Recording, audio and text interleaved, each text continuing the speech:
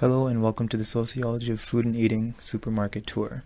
My name is Ali and I'm joined by my partners Seiwan and Roy.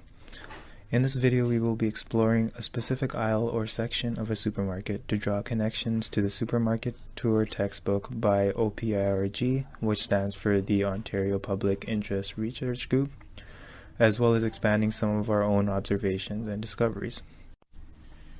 The supermarket we chose for this video is Metro, which happens to be a part of Canada's Big Three supermarkets. Metro Inc. has a total of 950 stores under several names or banners such as Food Basics, Metro Plus, and Super C, to list a few. Of its 325 Canadian locations, 120 are within the province of Ontario. The location we visited is in the downtown area of Toronto at 89 Gold Street. And a unique aspect of this metro is that it's in close proximity to Ryerson University, which makes it very accessible to a younger demographic of students. The aisle or section of the store that we chose to investigate was produce, which happens to be the first thing that you see when you enter the store. Most supermarkets do this, and it serves as an effective method of drawing a customer's attention. The vibrant colors and clean layout is definitely a welcoming sight. We came into the supermarkets with some expectations, either from what we've been learning about or based on the supermarkets that we attend on a regular basis. However, in reality, we noticed some interesting differences. One of the first things that we picked up on when entering the store was that the produce section was smaller than anticipated. This makes sense due to the downtown location, as it may have a lack of space to house the average produce that aisles have in other locations. Due to this, there's also a smaller amount of products available on shelves. Secondly, we found ourselves searching for more information than what was offered on the produce packaging. Majority of the products in the supermarket are unpackaged, but those that are packaged at times felt limited in the amount of information that they give to the customers. Lastly, we were also surprised by the amount of products that actually came from America.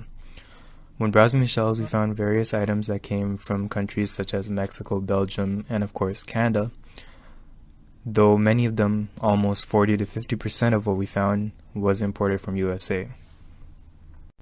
The produce aisle is unique in terms of packaging with a variety of interesting properties.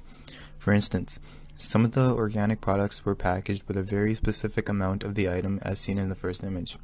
This was seen in products such as garlic, onions, ginger, as well as apples and oranges.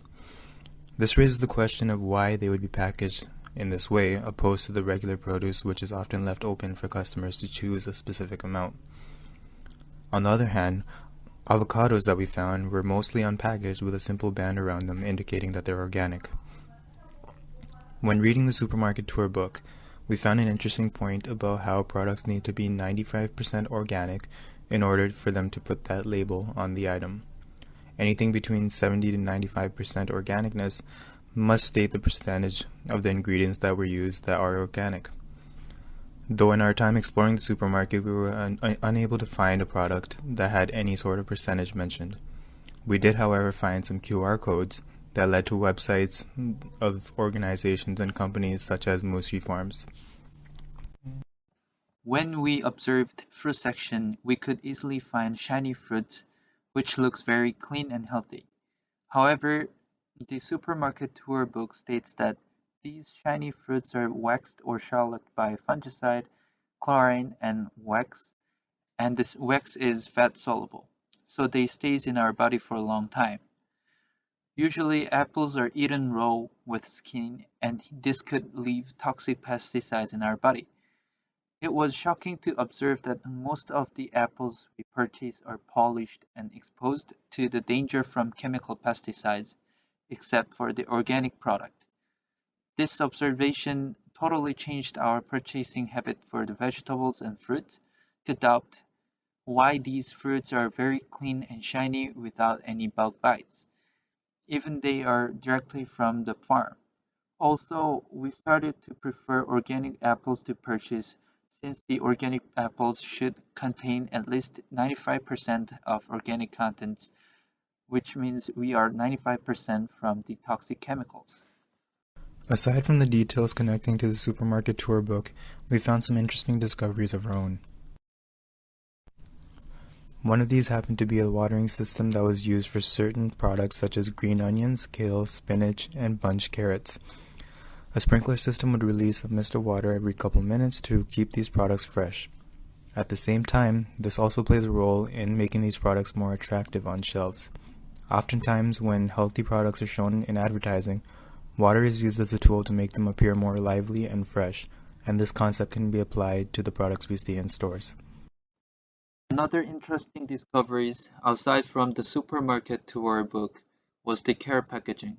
Metro had several kinds of carrot products, but we could mainly divide them by plastic packaged carrot and the naked carrots.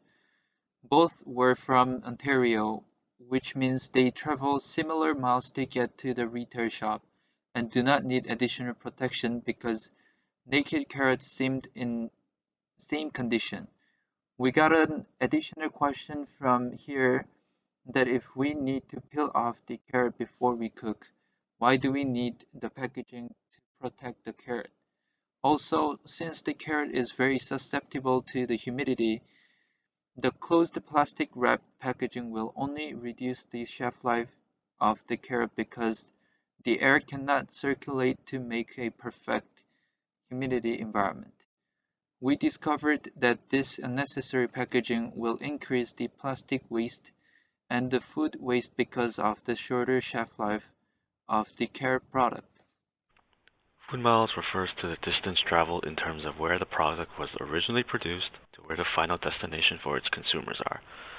In the textbook, it states how an average meal in North America travels, on average, approximately 2,400 kilometers, and how there is a good chance that a single meal contains food from several continents.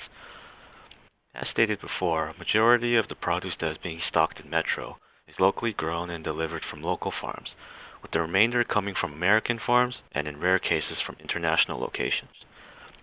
The emissions produced from transport alone can outweigh the food itself, which one can observe from the abundance of food can lead to increased global emissions, which can be linked, in a sense, to global warming. With most of Metro's stocked produce being grown in Ontario, this can potentially be seen as an effort on Metro's behalf in reducing the emissions produced from transport and possibly in an effort to support local farmers and their lifestyles, which may rely on their produce. So, some final thoughts on our tour for the supermarket. The labeling of pesticides on the produce is an interesting factor which will likely lead us to washing the produce more thoroughly before they are consumed. Organic products are usually safer in regard to pesticides, but will still have to be thoroughly washed. For example, apples are one of the more prominent crops when it comes to pesticides.